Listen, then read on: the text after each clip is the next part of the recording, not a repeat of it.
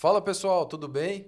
Sejam muito bem-vindos a mais um episódio do Hope Hour, que é o seu podcast Esperança, que traz toda essa interface sobre a importância de se manter a esperança em Jesus. Estou aqui com meu amigo Marcos, Marquinho. Nóis, Rafinha. Boa noite, tudo bem, pessoal? Uma alegria estar aqui mais uma vez nesse podcast incrível. Agradecer a todos vocês que têm curtido, que têm compartilhado, que têm aí sendo edificados, né, por esse podcast. Que vocês continuem aí sendo abençoados através da vida de cada pessoa que passa por aqui. Isso aí. Marquinho, fala pra gente do nosso patrocinador, né? É isso aí, o IDX Data Centers. Você que não sabe o que é um data center, é o lugar onde eles hospedam os servidores. Se você tem um servidor aí na sua empresa e quer hospedar em um lugar onde você vai ter a menor latência do Brasil, procure a IDX. O pessoal de lá é fera e está pronto para te atender. Isso aí, um grande abraço pro pessoal da IDX. E corroborando o que o Marquinhos falou, muito obrigado a você que tem nos assistido, tem curtido. Participe, curta, se inscreva aqui no canal para que você receba, clica aqui no sininho para que você receba as notificações e participe, encaminhe os nossos Reels, encaminhe os nossos vídeos para quem precisa de ouvir essa mensagem forte. E falando em mensagem forte, hoje a gente vai falar sobre esperança e conflitos familiares. É um tema forte, forte né? essa. E a gente está aqui com uma mulher também tão forte quanto Laine, nossa irmã em Cristo, uma pessoa muito especial. Incrível. Esposa do Glauber, que está Cheio ali do Espírito Santo. na plateia ali, cheia do Espírito Santo, mãe da Ana Laura. E uma bênção, né? Serve na nossa igreja local. Laine, seja muito bem-vinda. É uma honra ter aqui com você conosco hoje, viu? Boa noite, né? Boa é um noite. prazer estar aqui também, compartilhando aqui esse momento, essa mesa, né? A mesa é algo incrível. E você ama mesa, né, Eu Laine? amo mesa, onde tudo começa, onde, Sim. né, se estabelece. Acho que não tem um ser humano que não tem uma mesa, né? E essa é a mesa da esperança, né, gente? É Tem isso. levado esperança aí a corações. Eu recebo também alguns relatos, né, dos cortes do Instagram sobre o que tem sido aqui ministrado, liberado, e tem sido incrível. E é incrível poder estar aqui. E falando em mesa, né? Mesa lembra o quê? Lembra família. Família. Então não sei de vocês, mas a minha família. vive a mesa, né? A minha também. A gente ama uma comidinha, Uma comida, né? um churrasco, uma comunhão A ali. casa das minhas tias lá em Goiás, até que a minha mãe é mais animada para isso. A gente nunca tira a mesa lá. É assim, a mesa do café, aí tira para uma do lanche, aí, mas nunca a mesa tá fica ali, vazia, né? que é sempre. Pronta. Mesa é a cara de família, né? E o nosso tema de hoje fala justamente sobre os conflitos familiares, que é uma coisa muito recorrente e que acaba tirando a esperança das pessoas, né? Como é difícil ter conflitos familiares, conviver com isso. E, Laine, você tem uma história muito forte sobre isso, né? Conta um pouco pra gente. Sim. Eu venho de uma família, assim, desestruturada, né? A gente falando assim. Uma família, hoje a gente sabe, completa, é mãe, pai, né? Os filhos. Então, eu venho de um lar que minha mãe foi mãe e pai, né? Minha mãe foi guerreira. E, muitas vezes, também ela não pôde estar tão presente, né? Então, tem um período também que eu passei com a avó, um período que eu passei no internato, no colégio de freira. Então, a gente eu vim de uma herança totalmente sem saber de fato o que é família. Até essa questão da mesa, né? Porque era algo que a gente não tinha. Na verdade, a gente foi criado tudo separado, né? Eu num lugar, meus irmãos em outros, e minha mãe trabalhando. Porque minha mãe separou do meu pai, eu tinha 1 ano e 2 meses por aí. Meu pai com aquele histórico de alcoólatra, né? Alcoolismo. Aí eu tive um padrasto, também com a mesma história de alcoolismo. Então, assim, e a nossa história, tanto a da minha mãe, como a minha infância e um período, né, entre nós, foi marcado por muitas brigas. Então, tinha muito conflito mesmo, né, muitas discórdias, muitas brigas. Esse padrasto mesmo, eu lembro, assim, era 5 da tarde, por aí, a mãe falava assim, ó, fica vestida, que ele entrava por uma porta, né, totalmente alcoolizado. Depois a gente descobriu que ele usava até entorpecentes também, tinha, né, junto. Uhum. E ele entrava brigando, quebrando tudo, e muitas vezes a gente tinha que correr mesmo, né? Minha mãe corria, me deixava na vizinha, e a gente viveu aí essa vida um bom tempo, um bom tempo. Até que a gente chegou até a ser despejado, né, porque minha mãe tinha que dar conta de tudo. Fomos morar com os patrões dela na época, né, que foram uma bênção. Então, a gente veio desse contexto de muita ferida, né? Eu vim de um contexto de muita orfandade, de muita falta de paternidade, né? E tanto a mãe, porque, querendo ou não, não tive a mãe ali o tempo todo, né? Alguns cuidados de mãe, essa coisa da infância, né? De estar junto, então, também foi, assim, muito quebrado. E a gente sabe que quando falta essas bases na família, né? A presença do pai, da mãe, ela desestrutura o emocional da criança, né?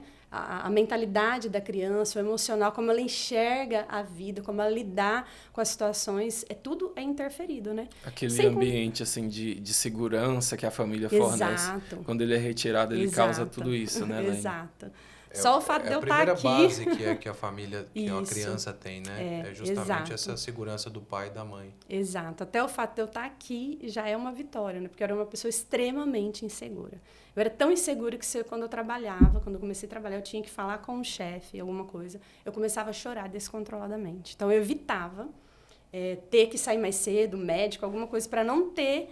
De tamanho era o complexo de insegurança e inferioridade dentro de mim. Eu atravessava a rua do outro lado se tinha alguém desse lado. Então, assim, eu nunca imaginei que um dia eu ia poder pegar um microfone ou falar, ou, né, me comunicar. E hoje você faz como eu isso expresso. muito bem e glorifica o nome do Senhor, Amém. né? É verdade. E é interessante como essa é a realidade, muitas vezes, de muitos lares, né? Sim. Laine? E muitas vezes também gerado pelos vícios, pelo álcool, pelas drogas.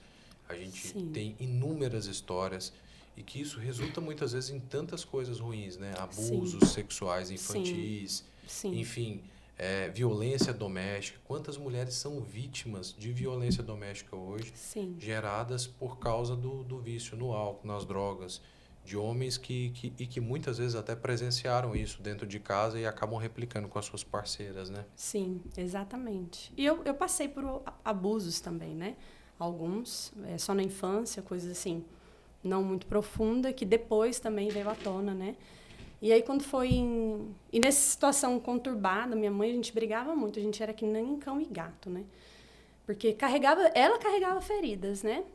Ela dando o melhor que ela tinha, né? Hoje eu entendo isso, mas eu não entendia. E eu vindo também com esse histórico. Então, a gente ficava muito... Era ficar coisa assim, de 30 minutos... o tempo fechava, né? A paciência, ira, a gente foi marcado por ira, né? A maior guerra minha até hoje, que eu tenho que submeter mesmo ao Espírito Santo, é a ira, porque eu fui criada embaixo da ira, né? De muito grito, de muito aqueles ápice, né? Emocional.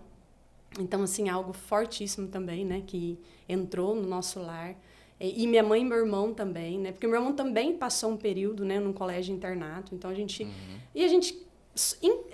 lá no subconsciente a gente acaba refletindo isso, tipo assim, minha mãe me deixou, né? Meu pai nunca teve. E aí, quando foi em 2005, eu também passei por um relacionamento conturbado, que é o pai do meu filho, Uriel, né?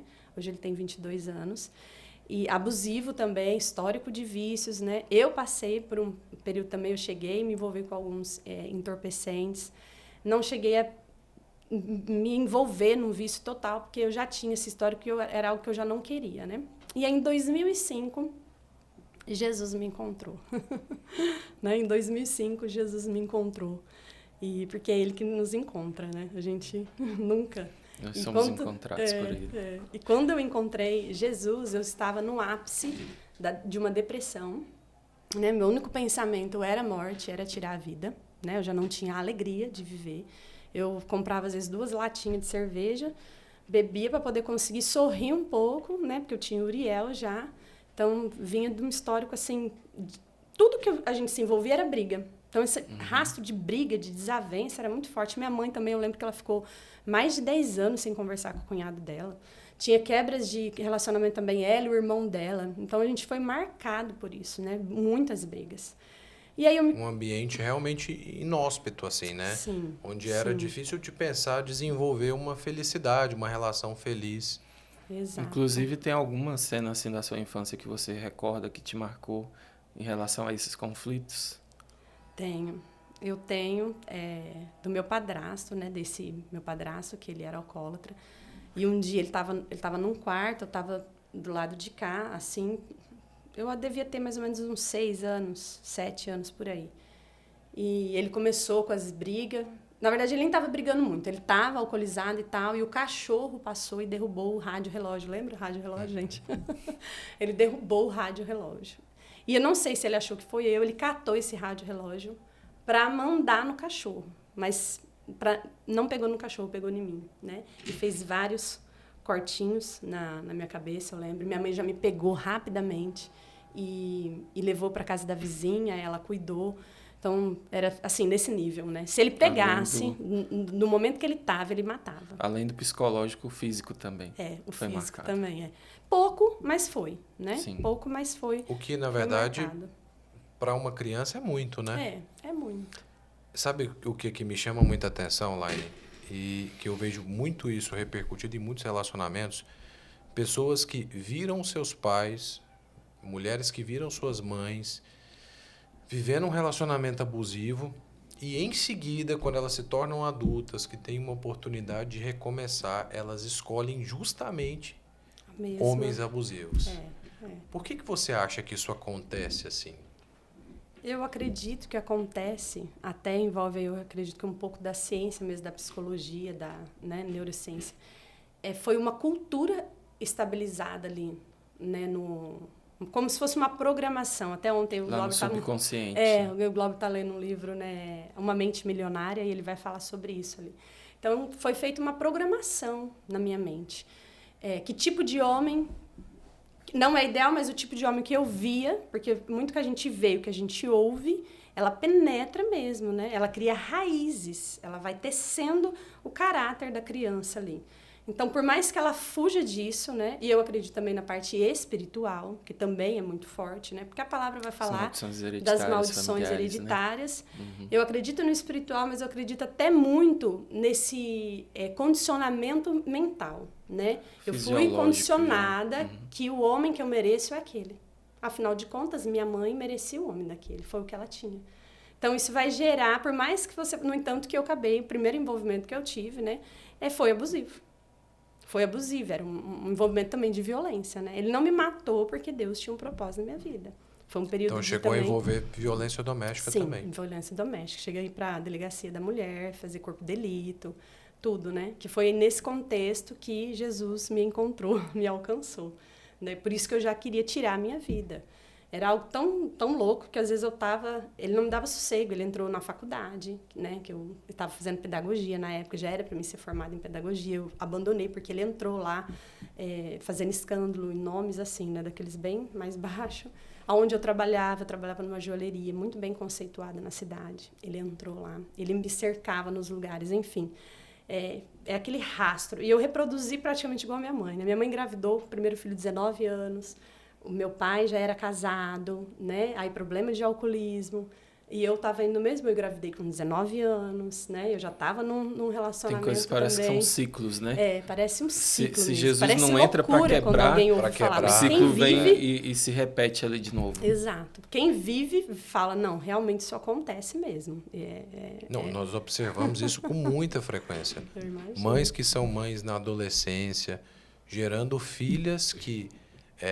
e muitas vezes parece até um magnetismo, né? Sim. Nós que somos cristãos, como você falou, a gente acredita muito na maldição hereditária. Sim. Mas que também tem todo esse contexto psicológico. Sim. E mães que são filhas, são mães precoces, gerando filhas que vão ter filhos também na adolescência. Isso. Então, realmente é uma coisa que enquanto... o amor também, né? Jesus entra, mas também o amor, eu acho que transforma muito essas realidades, assim. Sim. E uma coisa que você estava falando me remeteu... Há pouco tempo eu escutei uma frase bem interessante que fala assim, se você, pai, quer proteger a sua filha, a forma mais sábia de se fazer isso é amando a mãe dela. Eu achei super interessante isso, porque realmente a sua filha... vai ter o parâmetro de homem que você estabelecer com a mãe dela. Exato. Então, ela vai ver qualquer pessoa assim, que ela vai ver, qualquer pessoa que se aproximar dela, ela fala, não, meu parâmetro é mais alto do que isso. Exato. Então, assim, exemplo vem de dentro de casa. Eu vi esses dias uns amigos falando, filho, você já viu o papai empurrando a mamãe? Não. Então não pode empurrar a coleguinha. Você já viu o papai fazendo isso com a mamãe? Não. Então você não pode falar assim com a coleguinha. O exemplo, né, de dentro de casa. Isso, a família é feita disso, né? É essa base que vai te levar a ser alguém daquela mesma forma que você foi criado ali, que você foi educado. Sim. Né? Tem muita coisa dos nossos pais em nós. Sim. E é uma preocupação que a gente tem que ter. É o que nós estamos implantando, né, na vida dessas crianças. Exato. Como elas serão. Isso é muito do que nós refletimos nelas. Exato. Porque não é sobre falar, não faça isso. Por mais que você fale, olha, não faça isso, ele não vai fazer, ele vai fazer aquilo que você vê você fazer. Por isso que eu falo, a ação, as nossas ações, a nossa prática, por isso que tem que ter a coerência, né, do evangelho, da proclamação e da prática. Porque a prática, na verdade, vai falar muito mais. Né? A observação, as imagens, a gente tem um poder. Hoje eu fico pensando, por que redes sociais, tudo muito imagem hoje, né? Tudo é imagem e música, né? Porque o poder de estruturar, né, pensamentos, de formar uma cultura, uma mentalidade é muito forte. E aí, nesse contexto aí, a menina vai crescer. Por que ela também se envolve em qualquer relacionamento? Porque ela não tem segurança, ela não tem autoestima. Eu me achava, assim, não que eu sou, né, a Gisele Bündchen, mas eu me achava horrível. Horrível, horrível. Hoje eu olho minhas fotos, né, meu copião, uma vez eu fui fazer coisa de modelo e tal, e eu me achava horrível. Horrível, horrível. Eu achava a menina mais feia, que eu não ia dar em nada. Então, carregava aquelas marcas da ferida desde a infância. Então, quer dizer, você se sujeita a qualquer coisa. Você não sabe da sua capacidade, do seu propósito, para que você foi criado. Você não tem identidade. Então, você se sujeita a qualquer relacionamento. Você se sujeita...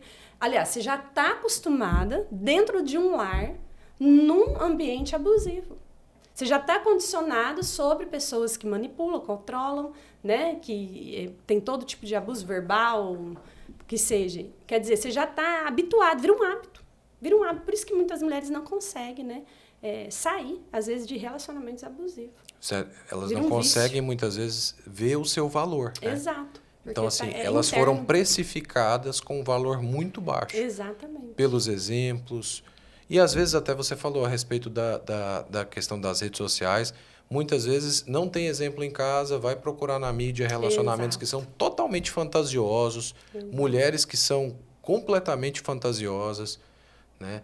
Então, isso tudo acaba fazendo o valor da mulher estar cada vez... ela se enxergar cada vez de uma forma mais desvalorizada, né? Sim. Se precificar e acaba sucumbindo a relacionamentos tão destrutivos. Sim. E um lar desestruturado, uma mãe que é pai e mãe, imagina, ela tem que lidar com conseguir o sustento. Ela tem que lidar com algo que, na verdade, não foi feito para ela, né? Dentro do plano de Deus. Então, ela não tem tempo de ouvir um filho, ela não tinha tempo de responder minhas perguntas. Eu lembro quando eu fiz uma pergunta para minha mãe, assim, né, numa área assim, ela, menina, que isso, falar isso aí, não sei o quê. Eu fui buscar em outra fonte. Então, assim, né, não tinha diálogo, não tinha um tempo ali de dedicar, porque o negócio era movido o quê? Eu preciso sustentar. Alimentar os meus filhos, eu preciso alimentar, porque eu não passei fome, mas minha mãe conta que ela já passou. Ela já passou muita dificuldade. Ela passou coisas que eu nem passei, né? Às vezes, contando assim a mim, é fichinha perto da minha mãe, né? Então, e você não passou justamente porque ela estava sendo sacrificada nesse ambiente, né? Ainda com todos... hoje eu entendo isso, né? Através de Cristo, que é isso que eu estava falando, em 2005, que eu fui para Cristo Jesus. Eu mesmo em Cristo, né? Ali, né? Jesus, lindo... Encontrei a alegria do meu viver, saí da depressão. Eu fui liberta do cigarro, porque eu fumava, né? E eu fumava todos os dias, era viciada mesmo, né? Fumava cigarro ainda da alta, né? Do Marlboro, que era o vermelho, né? Que era mais forte. E eu fui liberta instantaneamente num culto. Uau. Durante o louvor. E aquele louvor criou os céus, criou a terra... E eu olhando assim no telão. O Marcos na igreja, não conhece, porque ele só gosta de Alessandro Vilas Boas. Eu gosto, filho. Eu sou da velha guarda. Eu gosto desses. Não, mas eu gosto dessas aí também. Da comunidade cristã evangélica, né? Eu gosto dos antigos. E aí eu prestando atenção, eu falei, verdade. Se o senhor é isso mesmo, eu não nasci com cigarro na boca. Me tira o cigarro. E eu cheguei em casa naquele dia, eu e minha mãe acendia o cigarro, porque aí a gente já estava, né, mais velho, eu já tinha meus 23 anos. A gente fumava junto às vezes, e aí amargou a minha boca. Eu joguei, né, na calçada, eu lembro aquele cigarro, e nunca mais eu coloquei nicotina na minha boca. Nunca mais. Uau. E a primeira vez que eu tinha colocado era com 11 anos e meio, né? Dos 11 anos e meio até meus 20 e poucos anos eu consumi, né, o tabaco. E eu nunca mais coloquei. Então ali eu já comecei a experimentar, né, a graça, o poder da graça transformadora, né? Que ela opera milagres mesmo. Porque isso, assim, a gente falando, até cientificamente falando, não é? É um milagre, né? Foi uma libertação instantânea. Eu comecei a caminhar com Jesus, mas ainda eu tinha muitos conflitos com a minha mãe. Muitos. Ao ponto de eu sair de casa várias vezes. E aí eu entrei naquela condição de vítima. Eu me vitimizava. Afinal de contas, eu tinha sofrido muito, eu tinha sido abandonadinha, coitadinha. Sabe às vezes aquela deturpação do evangelho, né? Que a gente... Claro que eu tinha que passar tudo que eu passei, mas eu me via como muito vítima ainda, né? Então eu achava que eu tava... Ela que tinha que ser transformada. Eu não, agora eu estava em Cristo, eu estava firme, forte, mais do que ela, né? No meu entendimento. E a gente tinha muitos conflitos ainda. Eu casada, teve um conflito muito forte que chegou a polícia, né? Em ter que ir em casa, né? A polícia ter que ir em casa, assim. Minto, antes de eu casar, foi. Mas antes também teve, né? Já casado com o Glauber, Ana Laura pequena. Foi a última briga, assim, mais feia que teve, né? Porque começava e não tinha fim. Era uma ira, demônio já tomava conta. Essa era a verdade. Porque eu não sei se vocês já ouviram, diz que quando uma pessoa se ira, é como se fosse um imã de atrair as trevas. E ali, além de todo o contexto de ferida, psicológico, má, né, estrutura, vem também o espiritual junto. Com a Bíblia certeza. fala que na ira do homem não opera a justiça de Deus, né? Exato. Então, realmente, é como se Deus se recolhesse naquele momento. Bem lembrado dessa passagem mesmo. Então, a gente tinha muito conflito ainda. E eu queria ficar longe dela. Só que ela me ajudava muito também. A gente sempre estava junto. A gente nunca ficou totalmente anos sem falar isso, não. Né? A gente só tinha muito conflito, não conseguia ter diálogo. Né? Porque a minha mãe também vinha de dificuldades emocionais. Né? E quando eu já ganhei a Ana Laura, algumas coisas mudou, né? Que aí eu lidei com uma menina. E aí onde entrou meu processo de libertação, que eu passei por um processo de atendimento, né, profundo, que confrontou mesmo várias áreas da minha vida. Ali eu liberei perdão. O primeiro perdão que começou foi no pai, né, mas aí meu pai já falecido, né, meu pai faleceu em 2001, né, mas eu vi ele só uma vez só, né, em toda a minha vida eu tinha 13 anos, então eu entendi que eu precisava liberar perdão pro meu pai, né, porque na verdade ele deu o que ele tinha. E eu estava começando a entender que o meu verdadeiro pai era Deus, né? Por meio do sangue de Jesus. E ali começou o processo de paternidade e tudo. E falei, nossa, maternidade vai ser fichinha, vai dar tudo, né, certo. Porque... Mas você está convivendo com a pessoa. Porque às vezes algumas pessoas podem discordar de mim, né? Ah, você perdoa, você não precisa conviver. Mas e aí nesse caso? Você perdoa um pai e uma mãe e abandona? Né? Você não tem mais que ter relacionamento com eles? E Jesus, ele nos perdoa e tudo que ele quer é um relacionamento. Na verdade, o perdão vai restaurar o relacionamento. Né? Ele vai colocar o amor nesse relacionamento. Não vai ser mais as feridas que vão pautar aquele relacionamento. Né? E aí, com tudo isso, em 2016... eu conheci o secreto. Chegou em mim até a mensagem do secreto. Olha, você tem que ir para o secreto, você tem que ter secreto com Jesus, né? Ou seja, não basta só congregar, né? Eu congregava, fazia toda a liturgia, fazia parte do louvor. Era linda, a capa era linda. Ó, bom saber disso, hein? Bom saber disso. Foi o primeiro ministério que eu entrei, foi o louvor. A capa era linda, né? Como dizia minha avó, por fora, bela viola, por dentro, pomo bolorento. Minha avó falava isso pra mim sempre, eu lembro. Minha avó, sementes da minha avó, né? Também eu falo que hoje a gente chegou, estamos em Cristo, porque ela é adventista, né? Muitos anos. Ela que foi a mulher ali de oração, um tio meu também. E aí, em 2016, eu descobri o secreto. Além de eu passar por um processo de libertação, alguém me auxiliar, eu falo assim que esse processo é incrível. É como se tirasse as primeiras escamas das feridas, né? Dali, para você conseguir começar a andar, né? E aí, no secreto, eu vivi as curas mais profundas do meu interior, né? Ali eu tive um encontro. Eu falo assim, Jesus me encontrou e depois eu encontrei ele. E aí, tudo por isso que eu falei do amor, porque tudo começou em Cantares, ali no capítulo 1. Quando eu me deparei com Cantares, que vai falar assim, né? Beije-me com beijos da sua boca. Melhor é o seu amor do que o vinho.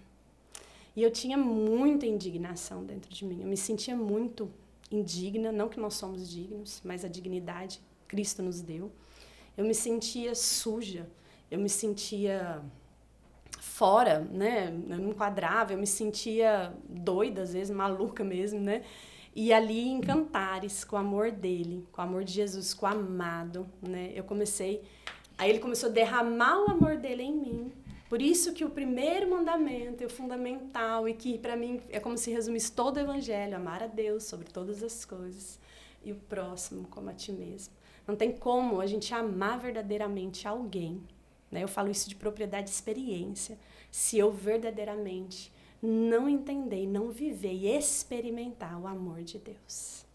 Porque ele vai revelar o amor dele de uma forma que ele vai curando as feridas, ele vai derrubando todas as palavras de destruição, né? Todo aquele contexto de briga, de desgraça, de abusos, e ele vai vindo com as palavras dele. Eu quem te fiz, e eu te fiz para ser assim. A sua identidade em mim, a imagem e semelhança minha. E ele começa a liberar, assim, coisas incríveis. Eu lembro que uma das curas muito forte, a Ana Laura estava com ela no quarto para ela dormir, eu estava assistindo no YouTube do Diante do Trono, aquele louvor, Pai, estou aqui. E tinha os bailarinos dançando ali, e uma moça pulou no colo, como se fosse Jesus, né? Deus é Pai. Nossa, eu lembro que só de eu ver, olha como que é algo que a gente vê, como a gente já falou que é impactante. Só de eu ver, eu comecei a chorar compulsivamente. Sabe aquele choro de criança? Aquele choro de criança de dor profunda que você não para de chorar. Eu tive que pegar o travesseiro, morder o travesseiro de tanta dor que eu sentia na minha alma naquele dia. Eu saí do quarto e eu falei, Senhor, o que é isso, Pai? Que dor é essa? Eu nunca tive um colo de um pai. É verdade, nenhum pai me pegou no colo. Nunca.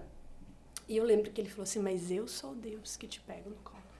Uau. A minha mão, meu braço forte, estendido para ti, tá? Eu não lembro certinho, mas está em uma das cartas de Isaías ali, sabe? No texto mesmo, literalmente falando, eu estendo o meu braço e eu te pego.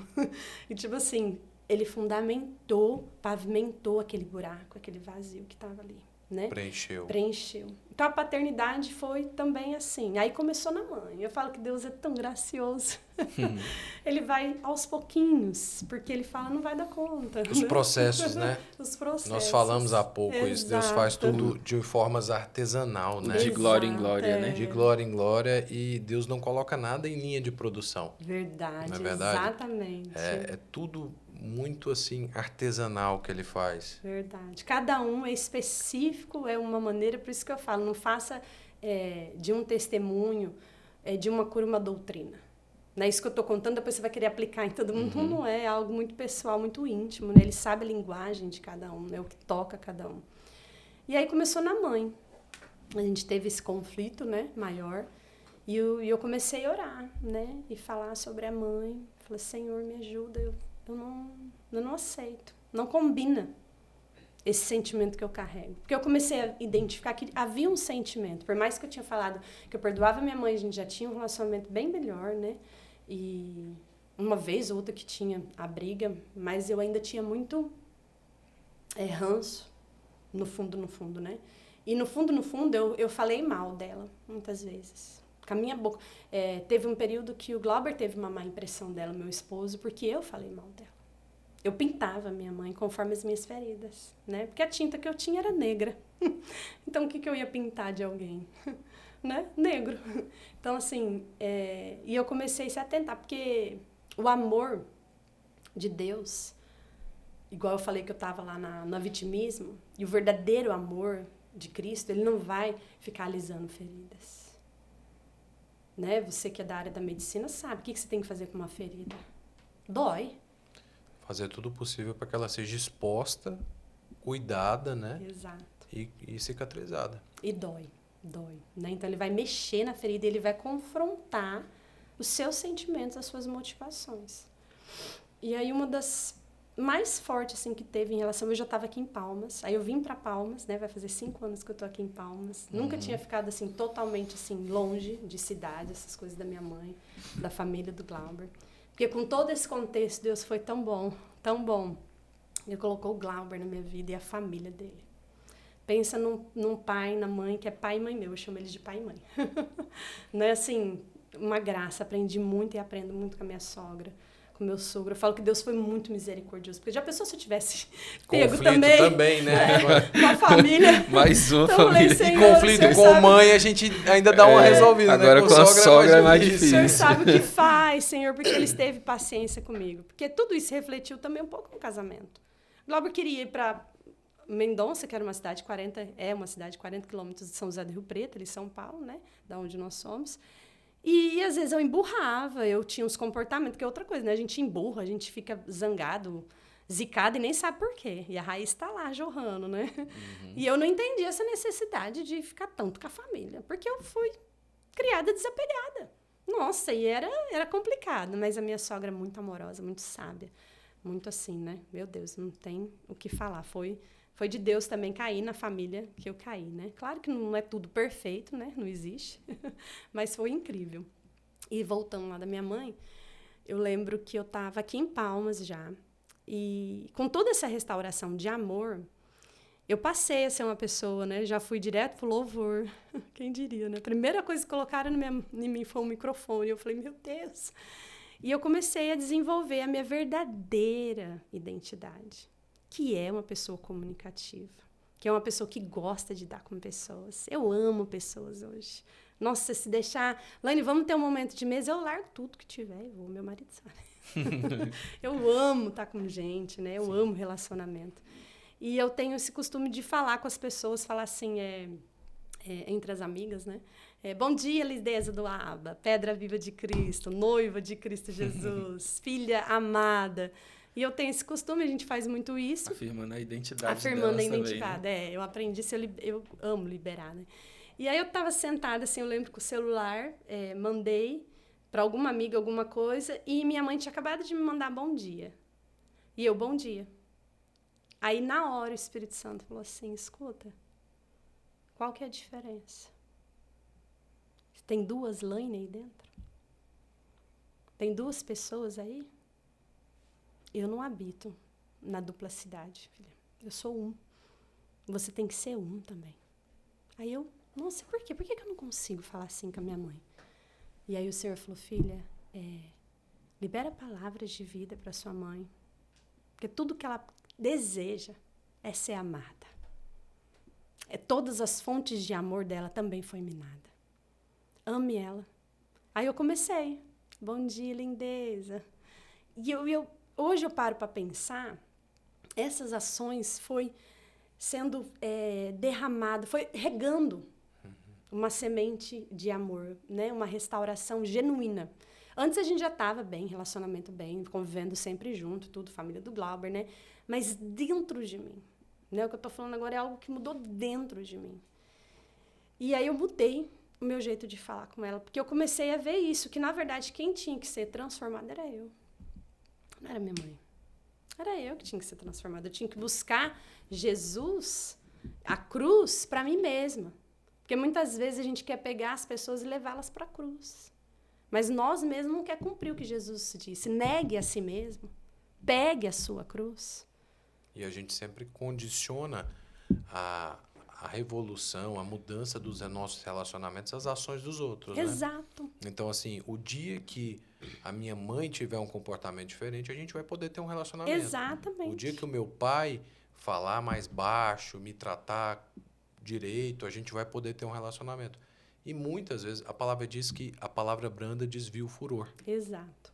Muitas vezes, mesmo tendo alguém extremamente irado do nosso lado, às vezes uma resposta de baixar o tom, de baixar a guarda, pode inclusive desencadear um constrangimento. Quem é que nunca foi constrangido, né? Você chegar para Verdade. falar com alguém, para brigar, para caçar uma conversa, como se diz aqui no Tocantins, e a Caçar pessoa vem com uma palavra branda, você dá uma quebrada, uma retraída na hora, né? Você espera uma reação ali, Você né? espera uma reação, né? Um retrucado ali da É. pessoa. E muitas vezes isso tem que partir de nós mesmos, né, Elaine? O evangelho vai fazer isso. O verdadeiro evangelho de Cristo, né? Eu falo verdadeiro porque hoje a gente vê às vezes muito misturas, muitas, né, diluição, muita, e ele vai fazer isso conosco. Ele vai chamar você e vai falar: filha, deixa eu mostrar você para você mesma, né? E a gente sabe que feridas ela traz aquela palavrinha orgulho, né? Eu tô no orgulho ferido, já fui tão ferida que então eu me armo, me fecho, eu coloco uma armadura que de agora ninguém mais vai me ferir.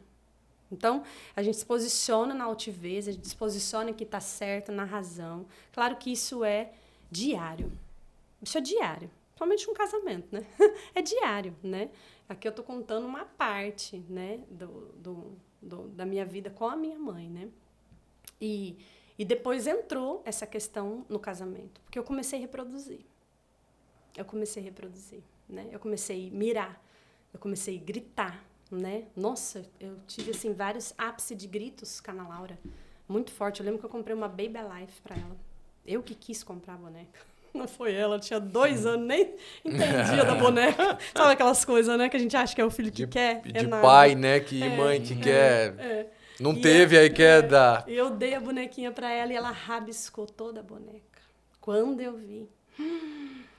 Gente, eu acho que assim, eu falo, não dá para ter dimensão, não. Eu gritei muito. Eu nunca fui de xingar, de liberar palavras de maldições, né? Nenhum tipo. Mas eu gritei muito com ela, né? E nessa época não, foi tudo nesse processo de secreto que o Espírito Santo começou a me mostrar. E eu lembro que o dia que o Senhor trouxe isso à minha memória, eu chorei tanto, eu me arrependi ali. E aí o que aconteceu? Eu comecei a ver que no fundo o que a minha mãe deu é o que ela tinha. Não era maldade.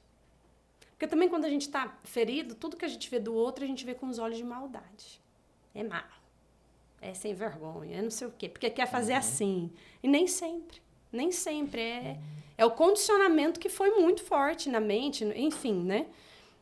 E eu lembro que teve esse episódio e eu comecei a reproduzir muito isso, né? É uma luta diária, isso pra mim. É uma luta ainda, muito diária. Tenho crescido nisso, né? Não vou falar que estou 100%, porque não, eu tenho crescido nisso. E vim para Palmas, eu falo que a gente foi colocado no fogo, na peneira, casamento, financeiro, foi o quebra-quebra, como se diz, né? Foi o quebrantamento do Senhor. E com esse quebrantamento e a distância dela, porque eu pensava, a hora que a gente estiver distante, vai ser melhor. Nosso relacionamento vai dar bom, porque afinal de contas ela tá aqui, malemar a gente vai se falar. E nesse engano, né? E aí, em todo esse contexto, assim, de iras minhas, né? Um período também, algumas coisas que a gente passou no casamento que precisava ser ajustado, né? Que aí é outro testemunho.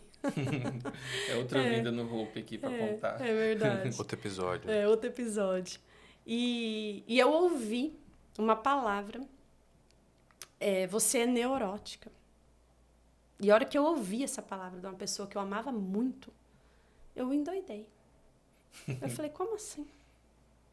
Eu lembro numa noite que eu fiquei com tanta raiva, tanto ódio. Eu fui pra sala, eu sentia tanto ódio da pessoa. E eu falava, onde já se viu falar que eu sou neurótica? E eu sentada no sofá, eu lembro. Só que eu corro para Jesus. Hoje eu aprendi o caminho. Porque o problema não é a gente sentir, não é ter as emoções, não é elas ir. O problema é eu camuflar. O problema é eu achar que eu dou conta dela sozinho. O problema é eu achar que eu escondo. Fazer o ninho, né? Isso, fazer o ninho. Não, vai para a cruz. Corre aos pés de Jesus mesmo. Eu corro para Jesus e eu clamo mesmo.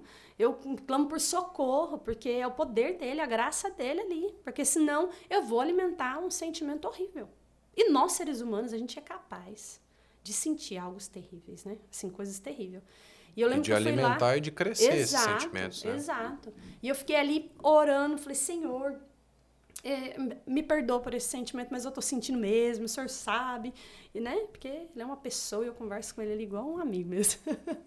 Aí, na hora, o Espírito Santo falou assim, interessante, né, filha? Quantas vezes você não chamou a sua mãe de neurótica e de louca? Nossa, eu lembro até hoje.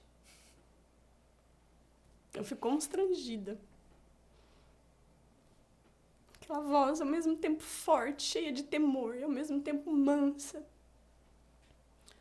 Quantas vezes você não gritou para sua mãe que era ela louca? Que ela precisava de igreja, você não, né? Antes da minha conversão. E na hora eu falei, é verdade. E eu comecei, e aí o Senhor falava assim, você é neurótica. Você está passando por um momento difícil de crise. Eu falei, é verdade, Senhor. E ele falou a mesma coisa da sua mãe, filha. O momento dela era muito pior que o seu. As condições que ela tinha eram muito pior que a sua. E por muito menos, você chamou ela de neurótica e de louca. Se arrependa. Então, ali foi um conserto. Eu tinha que ouvir aquela palavra, que ao mesmo tempo ela estava ali no rastro, né? E para liberar perdão. E eu também, assim, me arrepender daquelas palavras. Aí, você tinha que sentir aquela dor para entender o que a sua mãe sentiu, né? Exato. Eu lembro que ali eu senti um arrependimento por toda a rebeldia. Por toda a rebeldia, por toda a desobediência que eu tinha tido com a minha mãe. Por toda a incompreensão. Por todo o desejo mal, por toda, sabe, qualquer barreira. Eu senti um arrependimento profundo e eu chorava. Eu falava, Senhor, me perdoa. Me perdoa. Então, era um momento vertical, né? Eu e o Senhor. E aí ele falou, você vai pegar o seu telefone e vai falar com a sua mãe, vai pedir perdão pra ela. Eu falei, ai, Senhor, aí não, né? Já senti a dor, já me ensinou, meu Deus. Deixa quieto agora. Como o Tiago diz, confessa o seu pecado para que haja cura. Na horizontal tem que ser resolvido também. E eu lembro que eu mandei um áudio para ela no outro dia de manhã, falando para ela, pedindo perdão, e liberando palavras em choro. E eu não conseguia fazer isso de verdade. Eu já tinha pedido perdão para ela, mas movido por alguém que falou, pede perdão para sua mãe e tal, né? Uhum. E ali foi algo genuíno, porque foi tão genuíno que mudou. Mudou tanto, né? Isso estou falando assim, talvez ela nem sabe dessa dimensão que eu carregava dentro de mim. Que esse ano, no Dia das Mães, a minha vontade era de pegar um avião e estar com ela. E eu nunca tinha tido esse desejo de estar com ela. Eu nunca tinha tido esse amor de estar junto com ela, sabe? Porque as feridas me impediam de provar do amor. E é isso, como eu provei do amor do Pai, do amor de Cristo, que foi incondicional, né? E o amor, ele não quer saber se o outro mudou ou não mudou. Não quer saber se ele tá melhor ou não tá, se ele tá fazendo a parte dele, que é o que você falou. O amor, ele ama, ele se doa, né? Ele passa a ver. Os olhos, eu falo que os olhos, a palavra fala que os olhos de Jesus é como chamas de fogo. Eu tenho para mim que esse fogo é aquela misericórdia, é aquele consolo, é que ele entra e nos consome de tal maneira, e a gente experimenta nele a misericórdia. Porque ele foi misericordioso comigo. Ele me deu uma família. E a Bíblia fala que o amor encobre multidões de transgressões. Exatamente. Né? Exatamente o que estava acontecendo. Então não é realmente, como você falou, não é esperar mudança na outra pessoa, mas é você transbordar do amor de Deus a ponto que você consiga amar as pessoas. Exatamente. Para que você seja tão cheio a ponto que você consiga transbordar, mesmo sobre pessoas que não vão te dar um feedback, uma retaguarda, que ainda não estão nesse ponto de serem livres para amar, né, Elaine? Pode falar. Eu estava lembrando aqui agora, as feridas, elas impedem você de ver as ações boas que aconteceram. Né? Ela encobre. E aí eu comecei a lembrar, falava, nossa, é verdade, papai, a mamãe cuidava de mim com todo cuidado. Eu nunca fiquei mal vestida. Por mais das condições difíceis, nossa, eu sempre estava bem vestidinha, limpinha, né, arrumadinha. Ela me colocou no colégio de freira, lá eu fui guardada, lá eu fui ensinada tantas coisas, lá eu ensinei, aprendi disciplina, rotina, né? E aí eu lembro assim, frio, aí marcou, o Espírito Santo começou a trazer memórias que eu nem lembrava. um tempo de frio, né? Porque lá pro estado de São Paulo faz mais frio, né? Aqui não faz frio. E o banheiro era lá fora. Eu lembro que eu devia ter uns 5, 6 anos. Então, ela dava banho. E aí, ai, que frio, mamãe. E ela esfregava meu corpo. Eu lembrei disso. Ela esfregando, assim, para me esquentar. E eu falava assim, isso é o amor. Mas a ferida é tanta que ela cobre. Ela não deixa, porque, na verdade, é isso que ela faz. Ela mina toda fonte de amor. Né? Ela quer minar o ódio, a rejeição, a orfandade. Ela quer minar toda fonte de amor que a pessoa possa receber. E até recebeu e ela não consegue enxergar. Então, eu comecei a lembrar de tudo isso. Comecei a lembrar da bondade que, de certa forma, teve em vários momentos. Né? E que eu fui muito guardada, que eu fui muito livrada. Então, eu comecei a provar. Deus não fala? Provai de mim e vede que eu sou bom. Então, eu comecei a provar da bondade de Deus no sofrimento. Mesmo sem estar com Ele. Mesmo sem nem eu reconhecê-lo como meu Senhor e Salvador. Então, eu comecei a provar da bondade dele em cada momento da minha vida. E aí você sai da condição de vítima. Porque você sabe que tudo aquilo coopera hoje para o bem. Que apesar de as suas feridas serem frutos de escolha de outras pessoas, o amor de Deus sempre esteve ali, né? Sim, sim. Laine, Sim. e com esse testemunho tão bonito de restauração familiar, qual que é a palavra que você deixaria para as pessoas que estão vivendo hoje um contexto de conflitos familiares? A palavra que eu deixo é busca o amor de Deus, né? Busca o amor de Cristo Jesus. Por isso que João 3,16 vai falar que ele amou o mundo de tal maneira. Ou seja, é um amor que não é baseado nos padrões humanos. Porque muitas vezes o que nós sabemos, o que nós experimentamos, ou que nós entendemos com amor, é um amor humano, é um amor fragmentado, é um amor pervertido. Então, busque, né, no Evangelho, nas Escrituras, a fonte de todo o amor. Como está lá em Cantares, né? Melhor é o teu amor do que o vinho. O vinho é algo passageiro, é uma alegria momentânea. E o amor é melhor. Né? O amor de Cristo, ele restaura, ele salva, ele nos conecta com o Pai. E só nele a gente encontra o verdadeiro amor. Não tem amor fora. Por isso que fala que ele é o amor, né? Deus é amor. Então, na verdade, o amor é uma pessoa, né? É o caráter de Deus. E o amor, ele também exorta, ele ensina, né? Ele nos faz ser aquilo que nós somos chamados para ser, né? E eu costumo dizer que se tem alguém que ama a nossa alma, é Jesus Cristo. Ele é o amado da nossa alma. Não tem ninguém na face da terra, nem embaixo da terra, só nos céus, né, dos céus, que nos ama como Ele ama, que é Jesus Cristo. Né? E isso é incrível. Ele que transforma. Ele transforma tudo. O amor transformador, né? O amor transformador. Eu queria ler um versículo que está em 1 Timóteo, capítulo 5. Versículo 8 diz assim: porém, aquele que não cuida dos seus parentes, especialmente os da sua casa, negou a fé e é pior do que os que não creem. Muitas pessoas acham que é suficiente servir a Deus dentro de uma igreja, de uma comunidade de fé, de um rito religioso. Mas, na verdade, a Bíblia nos exorta a isso, que nós precisamos de amar as pessoas da nossa casa, os nossos familiares, sim, os nossos parentes, a nossa parentela, as pessoas que nos cercam. Porque se nós não amarmos, e a Bíblia é muito enfática nisso, a pessoa que nós vemos e que está ali diariamente do nosso lado, ainda que esboçando tantas falhas, como é que nós vamos amar a Deus que nós não vemos?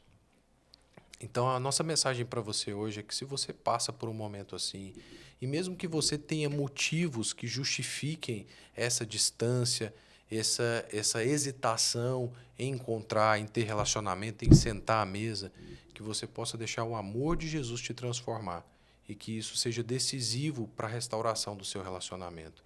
Amém. Às vezes você fala, não, mas eu posso viver sem esse relacionamento. Você pode viver, mas esse não é o projeto de Deus para você. Então, vamos orar? Senhor, nós oramos, te agradecemos por esse testemunho, por essa história. Sim. Te agradecemos porque o Senhor é amor e o seu amor é tão grande, Senhor, que nos constrange. É verdade. Nós não temos tempo para perder com ressentimentos quando nós nos deparamos o tamanho do teu amor e a dimensão dele. Ó Pai, em nome de Jesus te pedimos, restaura famílias, Pai, através dessa mensagem. Restaura, Senhor, famílias, relacionamentos destruídos, relacionamentos minados por feridas, escolhas ruins. Em nome de Jesus, que a tua paz alcance a cada lar que nos assiste e nos ouve nesse momento. Em nome de Jesus. Amém. Amém. Laine, muito, muito, muito obrigado pelo seu testemunho lindo. Eu que agradeço. Deus continue abençoando a você, a sua família, Amém. a sua parentela. Marquinho, obrigado também. Eu que agradeço por esse seu testemunho, Laine. Eu, olhando, eu vejo você e sua mãe, eu sei que sua mãe, eu vejo quanto fofinha ela é, quão lindinha é. E assim, esse carinho, esse amor de vocês duas hoje, é realmente prova daquilo que o Senhor fez. E assim como Ele fez na sua vida, Ele também pode fazer na sua vida, que está nos assistindo, nos acompanhando. A gente tem visto isso aqui, pessoas que venceram em Cristo, pessoas que tiveram ali seus fardos jogados aos pés de Jesus e hoje vivem uma vida leve, uma vida plena na presença dele. Isso é gratificante demais. E glória a Deus por isso. Muito obrigado a vocês por essa noite, por esse papo tão incrível. Que o Senhor continue abençoando a sua vida, Laine, a sua família. Amém. E que você cure, seja usada para curar muitas outras famílias. Amém. Amém. Você que nos assistiu, nos ouviu, continue conosco todas as semanas. Durante a semana tem novidade também. A gente está começando agora com o Hope Drops, que são pedacinhos pequenos aí de esperança que vão ser liberados durante a semana. Um grande abraço, curta, compartilhe, envie para a pessoa que precisa de ouvir essa palavra. Que Deus te abençoe. Um grande abraço.